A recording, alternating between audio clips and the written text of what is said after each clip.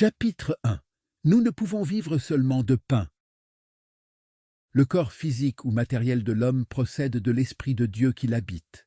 Ceci signifie que l'être humain est composé de la matière et de l'esprit. Or, l'homme a souvent tendance à donner plus d'importance à son corps physique ou matériel. Il lui fournit de la nourriture, des bijoux, des soins médicaux et esthétiques, parfois très coûteux. L'homme semble oublier qu'il possède également un corps spirituel, ou âme, qui anime le corps physique et l'oriente vers une finalité. Ce corps spirituel a lui aussi besoin d'une nourriture spirituelle ou invisible qu'il trouve non seulement dans la parole de Dieu, c'est-à-dire les saintes Écritures, la Bible ou le Coran, mais encore la prière et la méditation. 1. Ne croyons pas seulement avec la tête, nous devons croire avec le cœur, avec l'intuition, ce savoir intérieur qui vient de la divinité qu'il faut toujours mettre au premier plan. 2. Ayons un cœur ouvert à la parole et à la volonté divine, afin que la divinité travaille dans et à travers nous tout le temps et fasse advenir ses merveilles visibles pour tous. 3. Aimons de tout notre cœur sans jamais choisir qui nous allons aimer, car l'amour c'est tout simplement vouloir ou faire du bien à son prochain. Aimons d'un amour divin qui est comme le soleil et brille sur vous sans distinction. L'amour pur n'est jamais exclusif, jamais possessif. Il faut le partager, le laisser couler sans cesse, afin qu'il revienne multiplié, car si nous le retenons, nous le perdons. 4. Mettons notre sécurité dans la divinité en nous qui est éternelle, et non dans les biens, les honneurs et les personnes que nous aurons perdus demain. 5. Demandons l'aide de la divinité avec une humilité et un amour vrai. Aide que nous recevons assurément, lorsque nous nous sentons désespérés et dépouillés de tout. Nous ne pouvons vivre seulement de pain. 6. Nous pouvons tous trouver le contact direct avec la divinité en nous, si nous le voulons et acceptons ce fait. 7. La fierté intellectuelle peut être un handicap au long du cheminement spirituel. Ce n'est pas de l'intellect dont nous avons besoin, c'est de l'inspiration et l'intuition. L'intellect vient de l'extérieur, alors que l'inspiration et l'intuition viennent de l'intérieur et ne peuvent être influencées par quoi que ce soit. 8. N'acceptons jamais que nous sommes indignes d'avoir le meilleur ou que nous ne le méritons pas. Ne laissons pas la fausse humilité nous empêcher d'accepter ce qui nous appartient de droit, et ne nous contentons pas de l'accepter, mais exultons de joie au-dedans, et rendons grâce éternellement. Tout ce qui est à Dieu nous appartient.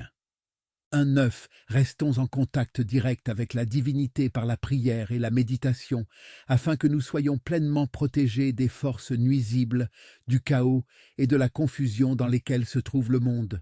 Aucune force extérieure ne peut éteindre notre lumière intérieure, si celle-ci augmente en puissance et en force, en s'embrasant en nous et en nous préservant du mal. Par notre exemple vivant, nous pouvons aider à transformer l'obscurité en lumière. 10. Recherchons et trouvons toutes les réponses en nous, en prenant du temps pour être dans le calme et dans le silence. Ne désespérons jamais si la réponse n'arrive pas immédiatement, elle se manifestera au bon moment. Recherchons la volonté divine avant toute chose et faisons face à nos responsabilités dans la tranquillité et la confiance. 11. Cherchons et trouvons notre propre chemin spirituel. 12.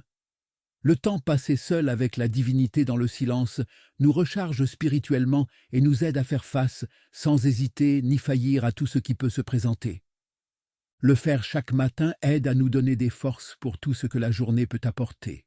Le faire également chaque soir permet un examen de conscience et une analyse objective des faits que la journée nous a apportés. 13. Ne permettons pas à rien d'extérieur de nous déprimer. Et apprenons à planer comme une alouette dans les hauteurs, au-dessus des intrigues. Ne nous accrochons pas aux voies de ce monde, au matérialisme, dans la vie. 14. Quoi que nous ayons trouvé à faire, faisons-le avec plaisir, et ne perdons pas ni notre temps, ni notre énergie à désirer faire autre chose. 15. Soyons en harmonie avec la vie. Laissons-nous couler avec le courant sans résister à quoi que ce soit, et accomplissons ce qui doit être fait très simplement, naturellement et joyeusement. 16. Lorsque nous savons qu'une chose est juste, n'hésitons pas à la faire jusqu'au bout, immédiatement. C'est lorsqu'il existe un léger sentiment d'incertitude ou un moindre doute à propos d'une action à faire qu'avant d'agir, il nous faut attendre jusqu'à ce que les choses se clarifient pour nous. Ce n'est pas perdre du temps de faire le silence et attendre la bénédiction de la divinité sans jamais nous précipiter. 1,17. La divinité est en nous. Nous n'avons pas à la chercher à l'extérieur. Elle est toujours là à attendre que nous la reconnaissions. Lorsque nous prisons, ressentons l'unité de toute vie dans laquelle il n'y a pas de séparation car tout est un. 1,18. Face à un problème, sachons qu'il y a une réponse et ne le laissons jamais nous accabler. Ne permettons jamais au problème de nous contrôler. Nous devons faire l'effort de penser positivement à sa solution. 1,19. Tendons toujours vers la perfection, car il y a toujours quelque chose de plus à apprendre, quelque chose de nouveau et de merveilleux à découvrir. Continuons à grandir en sagesse et compréhension, et ne soyons jamais à aucun moment satisfaits de rester inertes. 1,20. Soyons complètement francs et honnêtes avec nous-mêmes, car nous ne pouvons rien cacher à la divinité afin qu'elle puisse travailler librement en nous et à travers nous pour faire advenir ses merveilles et sa gloire. 1,21. Commençons la journée en remerciant la divinité en nous de tous les bienfaits dont elle nous a comblés et laissons-le passer derrière nous. Ne perdons pas de temps à nous appesantir sur nos erreurs passées. Apprenons simplement, à travers elles, puis avançons et jouissons de la vie en remerciant constamment pour toutes choses. 1,22. Nous devons apprendre les leçons fondamentales d'obéissance et de discipline. C'est pourquoi nous sommes mis à l'épreuve et testés par la divinité. Ne soyons pas impatients lorsque nous devons subir ces tests et ces épreuves, mais soyons reconnaissants avec une foi et une confiance absolue d'avoir été choisis pour suivre ce chemin spirituel. 1,23. Unissons-nous à la divinité qui est en nous et qui constitue notre héritage divin présent. C'est une chose que chacun de nous doit découvrir par lui-même sans perdre le temps en doute et en incroyance. Cette vérité nous rend libres d'esprit, de cœur et d'intelligence. 1,24. Cherchons de l'aide à l'intérieur de nous et non à l'extérieur, car nous sommes la fondation divine semblable à un rocher que rien ni personne ne peut ébranler ou détruire et sur laquelle doit s'ériger le temple du Dieu vivant. Laissons la paix et l'amour divin nous remplir et nous envelopper afin que nous suivions les voies de l'esprit et non les voies du monde qui sont là aujourd'hui et auront disparu demain. 1,25. Pratiquons la vie spirituelle en vivant selon les lois divines, afin que l'impossible devienne possible et qu'arrive miracle sur miracle, parce que nous faisons un avec l'Esprit universel, avec la divinité en nous. 1,26. Devenons le nouvel homme en coupant net avec l'ancien, par le mort initiatique, car nous ne pouvons créer le nouveau en demeurant immergés dans l'ancien. Avançons sans cesse sur le chemin spirituel en suivant le plan divin, car nous ne sommes pas seuls.